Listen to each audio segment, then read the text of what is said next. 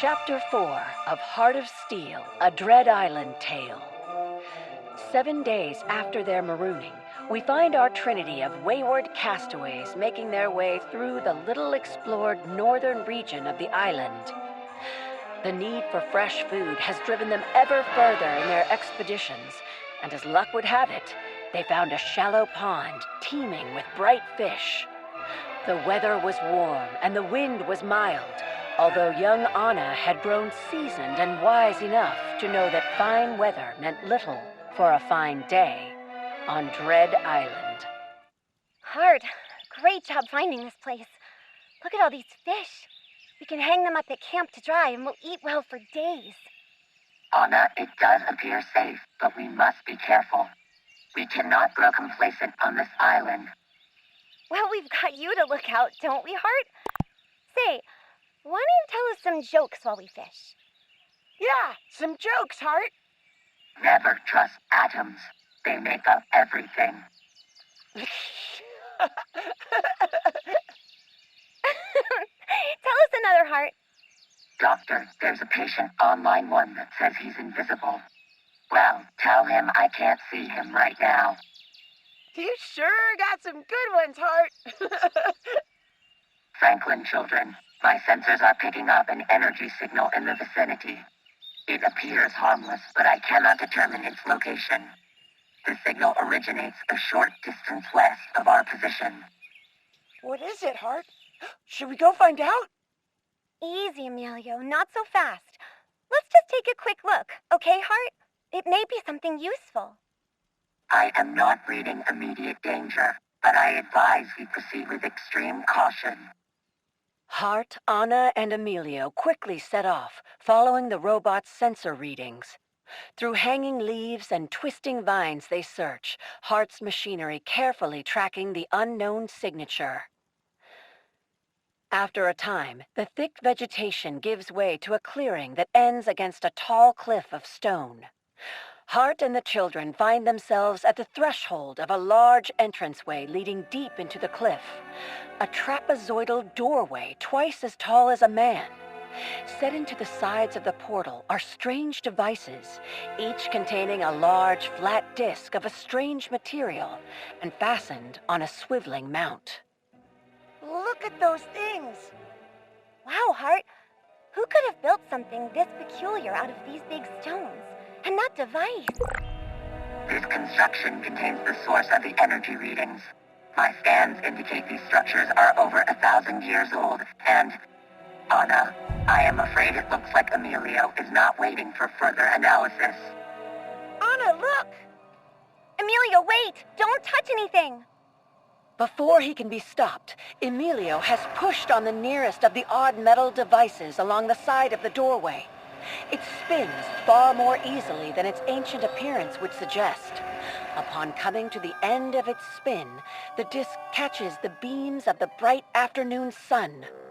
Anna's eyes stare in amazement as the beam jumps down the hallway, illuminating it as bright as moonlight.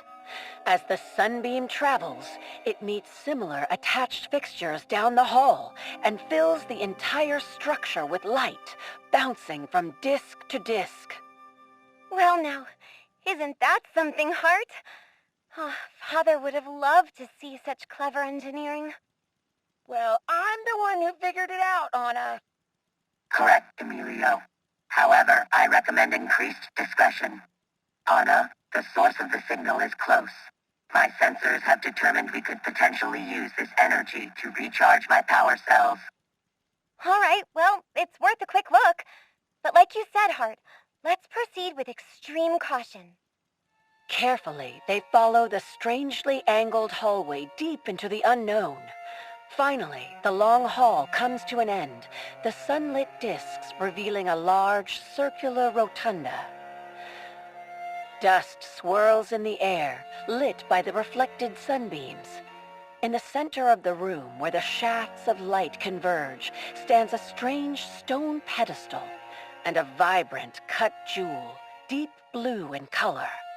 The size of a lady's slipper, it sits splendidly on top of the pedestal, wrapped in intricate bindings of metal and curiously cut stone. Goodness, that jewel is beautiful, isn't it? Have you ever seen one like it? Anna, this mineral appears to be able to absorb energy from the sun and store it. It seems to hold a significant capacitor charge. We can take it, right? Finders keepers, you know. Well, I suppose so. I don't see anyone around here using it for anything. Anna, the item is useful to us. However, its origin is unknown, and I advise we Proceed with extreme caution. Proceed with extreme caution. Okay, Hart, we will. With that, Anna advances, reaching out and pulling the dark, enchanting item from its cradle on top of the pedestal. With a rumble, the pillar of curiously cut stone and metal bindings begins to turn, spinning on strange axes, like the workings of a mad clock. It rapidly sinks into the floor, and then the ground itself begins to descend with it, dropping down into darkness where the illuminating beams cannot reach. The looming pit quickly expands by concentric rows towards the Franklin children. We must evacuate this area immediately. What on earth was that voice? Emilio, come on, now! Hart! Anna! Let's go! Hart, the whole floor is dropping away. Something's down there. The children and Hart rush back up the hallway, and every moment another row of floor drops away mere steps behind them. The robot grabs both children by the scruff of their coats and charges up and out of the bizarre collapsing tunnel. They stop and turn yards away as a dust cloud belches out of the entrance. Behind them, looming in darkness, some great invisible terror slowly grinds its way closer to the doorway, bellowing its stony refrain. Hart, it's coming! Do something! Anna, please keep Emilio back. I will engage my defenses. Get it, Hart! Get it! Hart unleashes its powerful laser attack, blasting the cliffside above the stone entryway. Massive chunks of rock face break away and fall, collapsing inward on the great stone gate. 1,000,000 tons of rubble fill the space where the strange hallway once stood. A safe distance away, Hart, Anna, and Emilio brush themselves off and observe the pile of stone where the curious architecture once stood. Hart, what could that possibly have been? Something was coming out of that dark cavern. Who built that place? Unknown. Construction remains unidentifiable. No more jewels, Anna! You're right, Emilio. No more jewels, no matter how interesting they are. For that matter, no more going into any dark chambers.